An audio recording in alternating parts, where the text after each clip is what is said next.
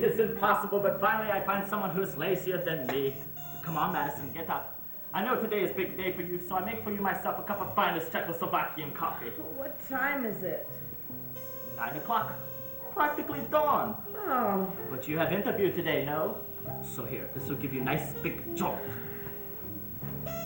Oh, well, it's the strongest coffee, if not the best. How can you be so chipper? It is good American air. It is freighted with possibilities that go through my head, like finest Russian vodka. God, I can't wake up. Did the pouch get here already? Like the wrath of God, this one. Sent by special courier straight from the embassy. A blistering letter begging me to come home. It's from my wife. She rests in Prague. And now I find that her father, the ambassador, will be here Friday. For me, there is no freedom, even in America.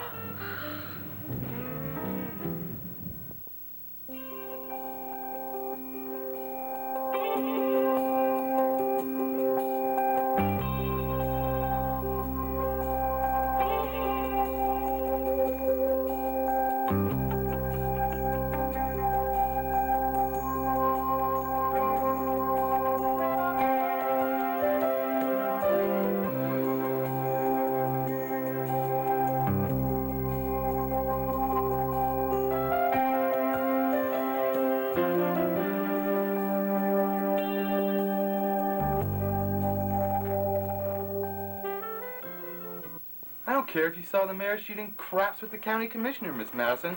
I need to have cooperation, official cooperation. County employee, campaign staffer. I'll even settle for a courthouse janitor if he's willing to swear out a complaint. Don't they teach you that in journalism school anymore? But nobody in the mayor's office will talk to me because I'm a freelancer, Mr. Blumenthal. That's why you need to hire me, or at least let me do the story on spec so that I can say that it's for the Courier. Then they'll have to talk to me. I appreciate your enthusiasm, Miss Madison, but I already have 3 reporters covering the mayor's race, and that's 3 too many as it is.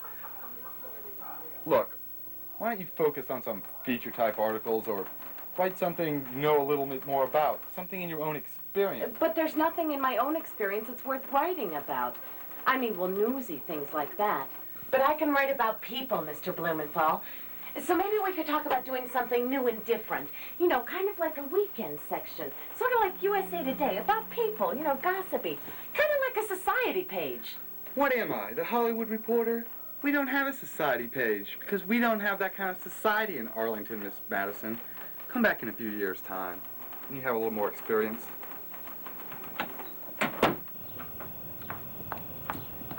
Hiya, Medford. How'd your boss's big speech go? Oh, very nicely, thank you. The halls of the General Assembly will never be the same. And neither will Mr. Poindexter when he reads what the Post had to say about it. You know, it's not too late for you to choose a nobler profession. No way. That's why I have to be a reporter. I know how to tell the truth. Well, that would be a wonderful innovation.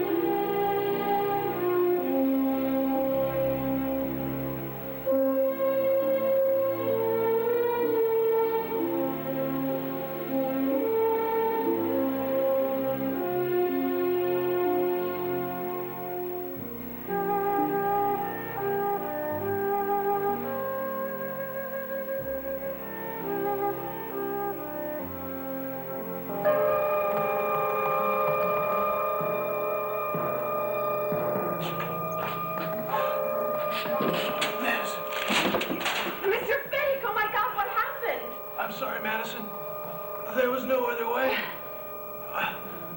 It's the music. Do you understand? It's the missing... the music. Glenn Fiddick was his name. White, male, Caucasian, about 40 years old, stabbed in the back once. Time of death about 9 o'clock. Now, all of these folks here live in this apartment building, which is connected to the Czechoslovakian Embassy Annex. So there's always a lot of people coming and going. Now, this group doesn't know anything. At least they say they don't. PhDs from here to Boston and back, and they don't know nothing. Well, anyway, every one of them was out the time that Mr. Fiddick was murdered. Died, I mean. Except for her. That's the girl whose room he died in, J.J. Madison. She wants to be a reporter, I guess. Although what's to report in Arlington County except the murder of a Navy Sea commander is something to report. So the chief's already put a gag order on her. Anyway, she doesn't understand why he was sneaking into her room the time that he croaked. Now, the one next to her is Medford Quigley, speechwriter for the United States delegate to the United Nations. He is practically guaranteed a Nobel Peace Prize for his work with U.S.-Soviet relations. Now, this one over here is a whole nother kettle of fish. Cold fish. Silent as the tomb and just as cool. Kind of your type, Sergeant, only keep your shirt on. She's way out of your league. Monica Reeves, international lobbyist, lawyer, and sometimes socialite.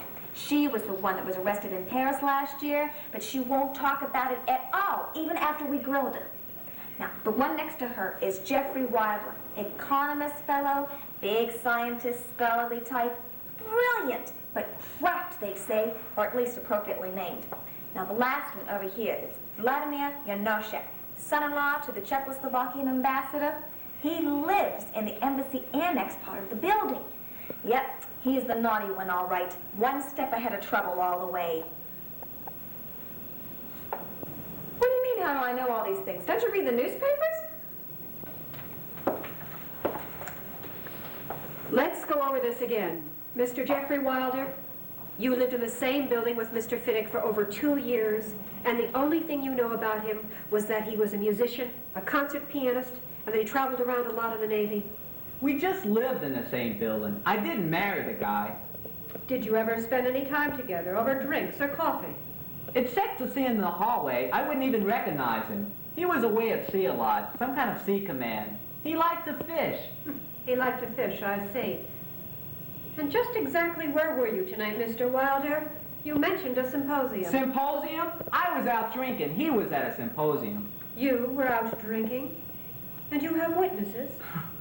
If they can remember, I was with a couple of congressmen. We're planning a big conference next week. And you, Mr. Quigley? Ah, yes, the United Nations speechwriter. And just how well did you know the deceased? Well, not very well, I'm afraid. We once had an extensive conversation about our naval operations in the North Atlantic. As I recall, he was very helpful, but other than that... He kept to himself. I understand. And just where were you tonight, Mr. Quigley? A symposium? Actually, I was at my office on Capitol Hill, working on a speech for Mr. Poindexter. He's going to address the General Assembly next week. I'm sure my secretary can verify that for you. Thank you, Mr. Quigley. And you, Miss Reeves, do you have any gems of insightful brilliance to add to this rare display of intuitive observation? Sorry to disappoint you, Madam Kell. It was I who was at the symposium this evening. I was conducting it. I can probably manage to round up 30 or 40, shall we say, respectable citizens to vouch for my whereabouts, if you like. Of course you can. And just how well did you know Mr. Fiddick? That is a very delicate question. He was my lover. Oh, don't get all excited. It was over months ago. And no, I did not stab him in the back in a feat of passion. Our affair was brief and conventional. Then you must have known him a little bit better. Maybe some of his acquaintances or plans. Please, Madame Kelp, you go too far. I only knew him well enough to know that he was alone in the world, like the rest of us. Wonderful. I'm beginning to wonder if this man existed at all. And you, Mr. Yanoshek. We meet again. I have nothing to say to you. I think you might. You've pulled this diplomatic immunity line with me just once too often. This is not a parking violation or a disorderly conduct charge, you know. But Miss Kelp, that is what diplomatic immunity is all about. What exactly is it then, other than the obvious? I mean, you don't really look like an Arlington County policeman. Very astute, Mr. Quigley. I hope you're as brilliant in all your other deductions. My name is Janine Kelp, and I'm a special agent. CIA? I knew this would happen if I hung around Washington long enough. Not necessarily, Mr. Wilder. You just happen to have made the right choice of colleagues, shall we say. Lieutenant Blade, would you get me Mr. Fiddick's suitcase, please? Actually, we've had our eye on Mr. Fiddick for quite some time. Unfortunately, we blinked. Do you want me to tag and log it? That won't be necessary. Well, that's okay. I can remember all of it anyway. One passport, stamped on Moscow, Paris, Stockholm, and Vienna. Ticket stubs, something from Vienna. An envelope with some French francs and some loose change. A date book. And a folder with some kind of a... Music! It's his damn music! Sheet music. Very old sheet music. He collected old music. He's got quite a collection of original pieces, some of them signed by the composer. This is probably nothing, but, Lieutenant, could you have this sent to the lab in the morning? What exactly is it you're looking for? We're not quite sure, Mr. Quigley. We think that Mr. Fiddick was a courier of some kind. He was seen last week in Moscow having a little tete-a-tete with Kessler Brandauer, Russia's most famous nuclear physicist. And now, Miss Madison, how well did you know him? I never met him. I meant Mr. Fiddick. Oh, not very well. We didn't have a lot in common. He used to come out on the porch every once in a while and talk about his ships and his travels in the Navy. I used to play piano in a symphony, so we talk about music a little. He used to send me things from the ports he docked in. Books, albums. Books? Show me.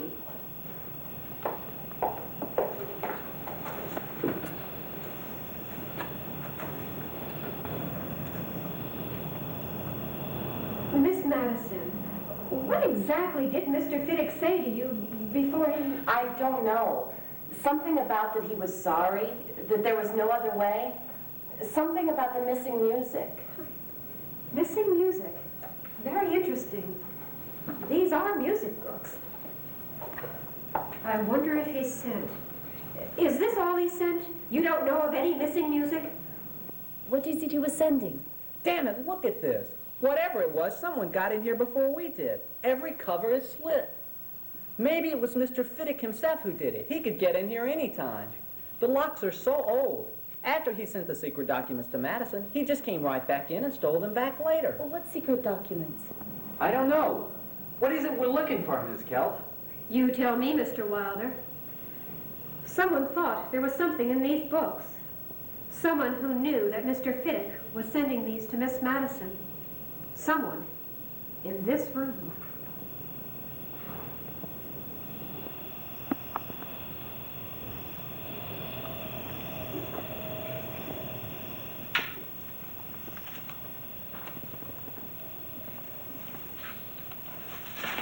One move and you're dead.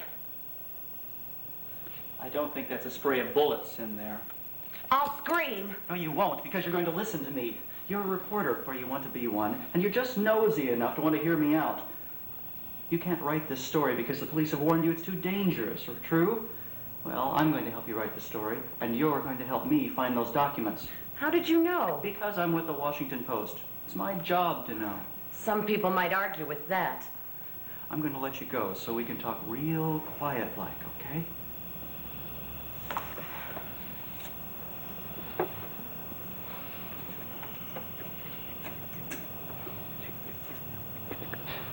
You're very good, Ms. J.J. Madison.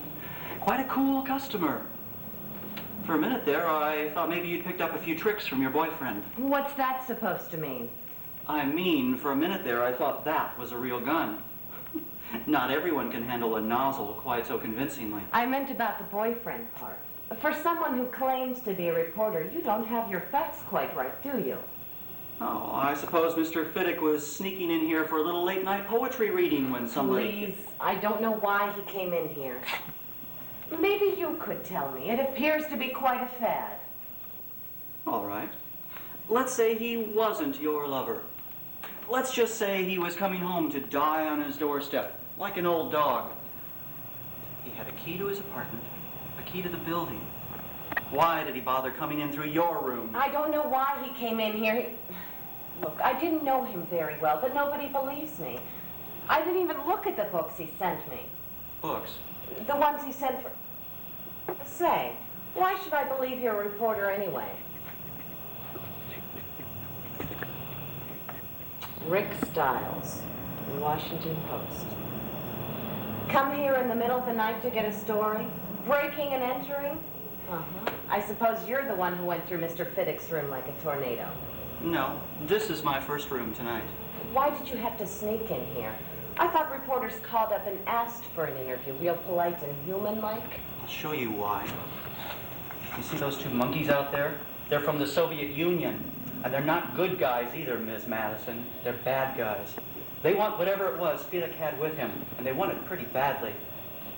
Now, if you'd like to keep these gentlemen at bay, we're going to have to find whatever he was carrying. You were saying about some books? The CIA seems to think that he sent something coded inside them. Whatever it was, it's gone now. This thing must be ancient. What is it? Music? Nice gift, Miss Madison. It's just Madison, no Miss.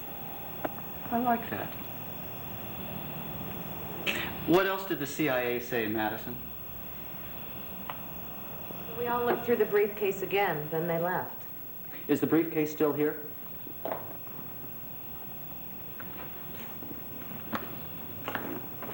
Doesn't look like much. Theater tickets, wallet,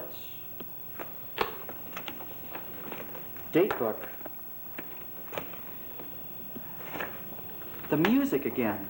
He was a musician. He collected old music. Say, I don't know if it means anything, but he did say something. What? He said something about the missing music, or something like that. Kelp seems to think that he sensed something inside the book covers. This is crazy. Missing music? What the hell does that mean? Friday, May 9th, 8:30 p.m. It's circled in red. Does that mean anything to you? Other than I don't have a date yet, no. Why the hell do you care about this anyway? I've been following Fiddick around Europe for a month now, trying to track this story down. He's been meeting with some top agents in each country. And finally, last week in Vienna, he met with Brandauer. Who's... Oh, yeah. Kessler Brandauer, the nuclear physicist from Moscow. Probably the top in the world. Also a big name in KGB kinds of circles. Deadly enough to mean business if Fiddick got in the way. You mean you think this Brandauer killed Mr. Fiddick? Looking for something? Some papers? God, if this hadn't happened here, I wouldn't believe any of it. You've had one hell of a night, haven't you? Why don't you offer me a drink and get one for yourself? You don't waste any time, do you? At 3 o'clock in the morning, they're... We can't make a move until we get the package. Don't you understand? Fiddick didn't make it. No, the papers were still missing. I've got to talk to Brandauer. It's urgent. The CIA is snooping around. We can't make a move until we get the package. Don't you understand? Fiddick didn't make it. No, the papers were still missing. How did he get them in? No, the whole building's been searched. What? Damn it, I told you not to do anything until we got the package. What flight? No, don't bring her here. We'll just have to go to the restaurant. The CIA would have a field day if you brought her here. Come on, you were going to get me a drink. What do you think that means? I think it means we're going to have to keep our eye on Jeffrey Wilder. I also think I'd better stay here till morning, just to be on the safe side. Look, that's only 2 hours away. Well, you can't expect me to leave you here by yourself.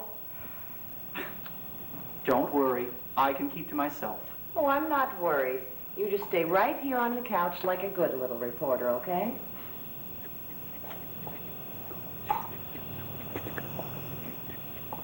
What are we drinking to? To the story. To the truth. I won't be able to sleep a wink anyway.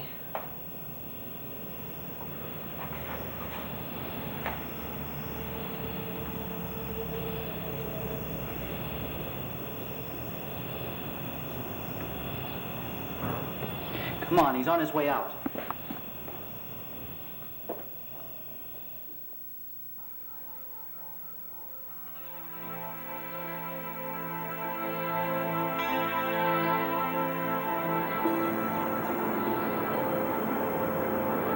What are they doing? Talking. She seems upset. Hold it. She's getting up to leave. Wait here. I don't want Wilder to see you. I'm going to see if I can listen in.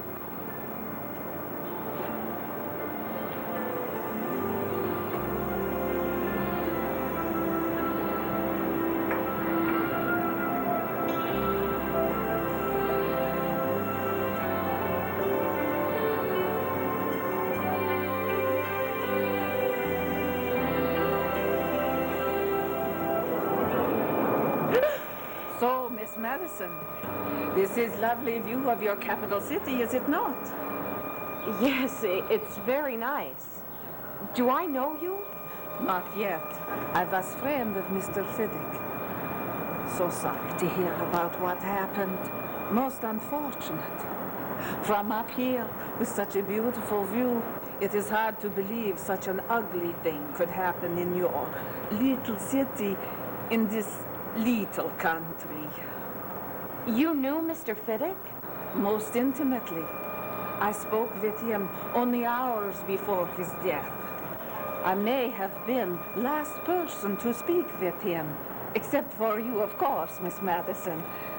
Most unfortunate timing, don't you think? I don't think there's ever a good time to get a knife in the back, do you? Just who the hell are you anyway? Your friend, Mr. Fiddick, was in the possession of some very important documents which belonged to Kessler Brandauer. Those documents are now missing, Miss Madison. There are some who think you might know where they are hidden. I don't know anything That is beside point, is it not? It is obvious trail leads to you. You are in grave danger, if you will excuse unfortunate play of words, Miss Madison. I'm afraid that until those documents are found, your very life is at stake. That is how important those papers are. But you are safe here. Enjoy the view, Miss Madison. It is almost enough beautiful to make one philosophical about life and death.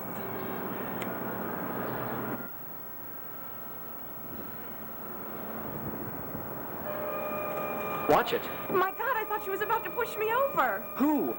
What are you talking about? That Russian lady, the one who was talking to Jeffrey. She warned me. She said my life was in danger until the documents are found. Just relax. It's all right. They're both gone now. Did you find anything out? Wilder said something about Ambassador coming in this Friday. Some meeting they're setting up. Do you know anything about that? Oh, yes, that's right. Vladimir is hosting a diplomatic reception for the ambassador. Which, the ambassador from Czechoslovakia, that's right. Their embassy annex is part of your building, isn't it? Vladimir is the ambassador's son-in-law. Whatever the hell is going on this Friday, it seems to be an important night. Come on, I'm gonna get you home. Feeling better? You look tired. Probably just need some rest. Come on, I'll drive you home.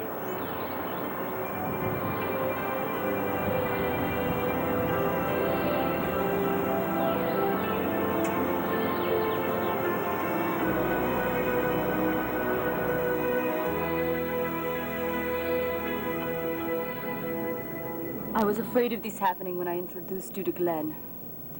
What is it you are involved in now? You just have to trust me, Monica. Fiddick was the only one who knew Brandauer well enough to get those plans. And look what happened to him. I don't know why, and I don't ask any questions. But I want out, do you understand? I think you're headed for danger. Look, Ms. Reeves, there are some necessary evils in this world. You must remain silent. I will not remain silent. I want out. She does not know anything. She may know more than she thinks. We have to wait and see. That's why we have to stay quiet and let Rick Stiles take care of her. Come on.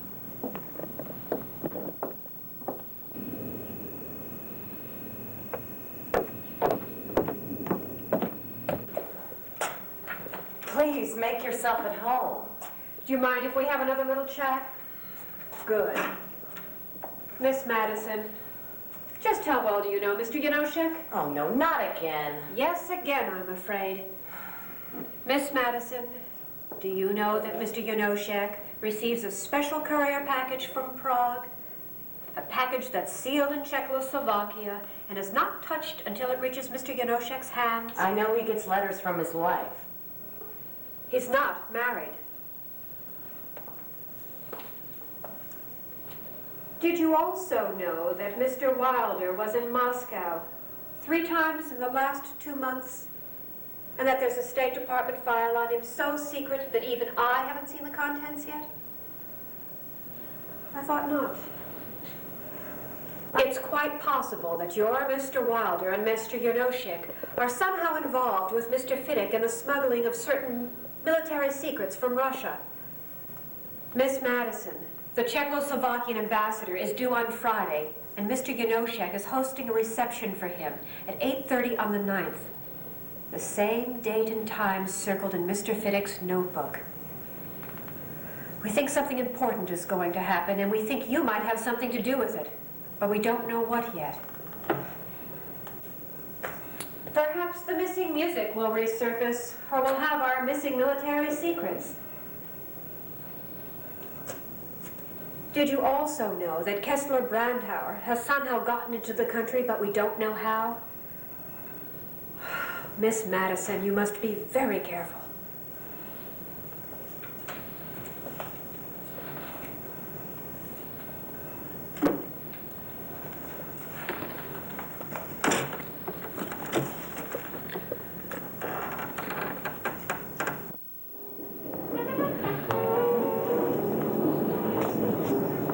You look enchanting, my dear. So, Madam Kelp invited you as well, huh? If invited is the right word. Oh, don't worry. She's here with a few of her agents. They'll keep an eye on things. So you've had time to rest, to stop worrying about all this business? It hardly seems like it. You know, I was wondering, what do you think Fiddick meant by, appearing in your room like that? Oh, I still don't know. Have you found that elusive missing music? You know, I'm worried about you. I know you are, Medford. Good evening, Miss Madison. Mr. Quigley? Have we been introduced? No. Madison was just telling me about your work, Mr. Quigley. Your work with the Soviet Union. Yes, I see. Well, I've been working with the Soviets for some time now. Yes, quite some time now, if I'm not mistaken. Would you excuse us, please, Mr. Quigley? What exactly do you want now, Mr. Washington Post? Okay, I don't work for the Post. I can't believe I was stupid enough to fall for your phony story. Who are you? There's no time to go into that now. You have to listen. Mr. Fiddick got some vital military secrets from Kessler Brandauer when they met in Vienna. It's a formula that perfects the Star Wars plans. Do you understand the significance? You're hurting me. Fiddick was working for the U.S. government, but someone else discovered that he had the Star Wars documents. That someone was... That's Brandauer? The woman from the restaurant. It's all right. Just relax. A friend of yours, is she? Yes, she is, in fact. Just keep dancing, all right? I can't dance. I'm too nervous. I'm missing every beat. Every beat. That's what he meant.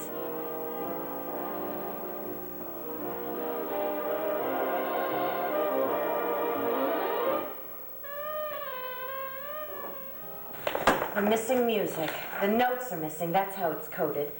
A, B, F, F major, G, F. Oh, what does this mean? Whole, half, whole. Oh, Mr. Fiddick, what did you mean by this? How did you code this? Morse code, of course, that's how it's coded. That's what a Navy man would use. Madison, you figured it out, haven't you? I saw you. Keep away from me, or I'll... Madison, don't do that. You don't know what it is. Yes, I do. It's some sort of Star Star Wars military secrets, and you and Brandauer were smuggling them, and you killed Mr. Fittick. Just what is going on here? Medford! Madison, stay away from him. Do you hear me? It's Quigley who killed Mr. Fittick. Don't go near him. Who is this crazy person? And you can't trust him. He's been working with that Russian. Don't believe it. Don't believe it. I believe you. You lied to me. You don't work for the Post. You're working with them. I can't trust any of you. I don't know who to believe. I can't trust any of you. Miss Madison, you must listen to the voice of reason. I must have my book. It is my life's work. Don't come any closer. I know you're either trying to steal this or sell it or... Madison, wait! You don't understand! We've held... All right, everybody stay back. I don't want to have to do anything rash. Like you did with Mr. Fittick when he got in your way? He wouldn't cooperate with me. Nobody but me knows how important these papers are. If the military or the Russians ever get a hold of it, it'll be the end of the world. The end of the peace that I've managed to wrest from them. My world peace. Medford, don't do this. I'm sorry, Madison.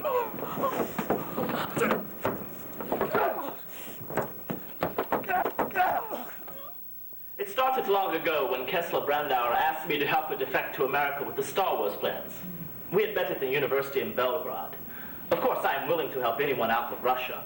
But here, the only person I knew who could manage that sort of thing was Jeffrey Wilder, who knows everyone in Washington. Jeff agreed to help Kessler Brandauer. So Vladimir concocted the story of a nagging wife in Prague as a cover for the correspondence between Jeff and Ms. Brandauer. But before Jeff could get any official action out of the U.S. government, the wheels turning at their usual speed, Ms. Brandauer began to receive threats from the KGB in Moscow. She had to get out fast. So Jeff asked Mr. Fittick, whose ship was sailing for Europe, if he would do what he could for her. But Mr. Quigley must have overheard Jeffrey talking to Mr. Fittick. That's when he realized that the Star Wars plans might be up for grabs. He must have just finally cracked under the pressure. Glenn Fittick met Kessler Brandauer in Vienna, where she had escaped after she snuck out of Moscow, and she gave him the plans there for safekeeping. The KGB is everywhere. They were still following me there. But after I gave Mr. Fittick my documents, he simply vanished. I was stranded. Something must have scared Fittick. Maybe Quigley followed him all the way to Vienna, or the KGB might have gotten on his trail. So what Mr. Fittick did was encode the plans into the music books and then send them to Madison. Everybody still with me? No, but go on. It's fascinating. But when Mr. Fittick reappeared here the other night, Mr. Quigley must have been waiting for him. He attacked him and stabbed him and then searched for the plans. But Mr. Fittick made it back to my room where he tried to warn me about the missing music. So Jeff knew something was wrong. Somebody else knew that Mr. Fittick had the plans. Later that night, Jeff got a call about Kessler Brandauer. He met her and convinced her that she couldn't openly defect until the plans were found. You see, she had kept the research notes on the plans back in Moscow, and she might have to return for them. They were simply too important. Also, we had to keep Kessler's presence in America hidden at least until tonight. We had to get the ambassador and his son, Vladimir, out of Czechoslovakia and into the U.S. before the KGB agents in Prague found out that they had helped Brandauer get out of Russia. So now, with Fittick gone and the only available set of plans missing, the only thing Jeff could do was wait. He figured Madison must have been the only possible link because of the books Mr. Fittick sent her and because of the way he snuck in here the night he died. And sure enough, just like he hoped, she figured out exactly how Mr. Fittick snuck the plans back into America. And how do you fit into all of this? Yeah, Mr. Stiles. No. Mr. Galen, Rick Galen. I'm also a special agent, National Security Agency, NSA. I was assigned to help Jeff Wilder get Kessler Brandauer back out of Russia. I'll be damned. And I couldn't get into Mr. Wilder's State Department files and... Because Mr. Wilder works for the State Department. Department of Economic Development, of course. The situation was too delicate to allow us to have the CIA look at any of the files. So we closed them. Somehow it is a fine day for freedom and democracy. But I'm not sure how. Only in America.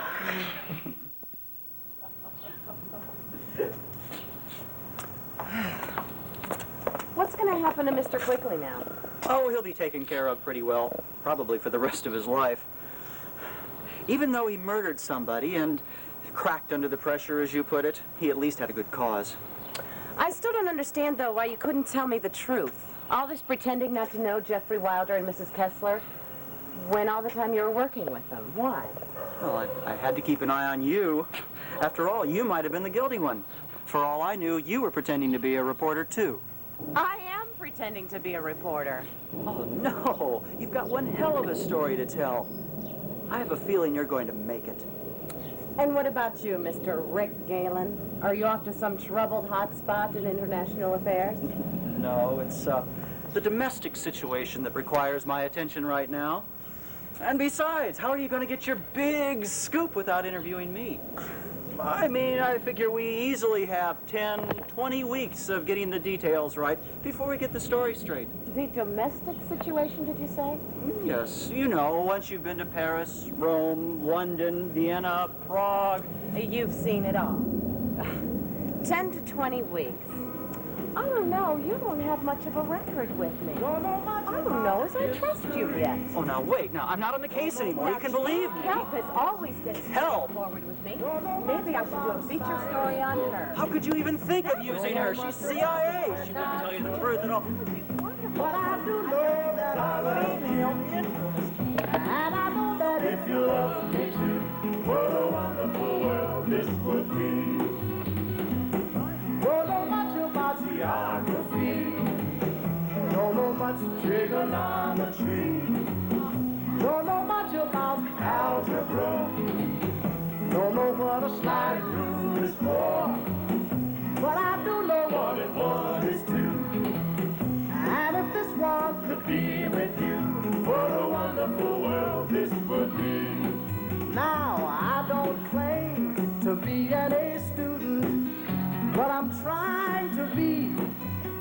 For maybe by being an A student, baby, I can win your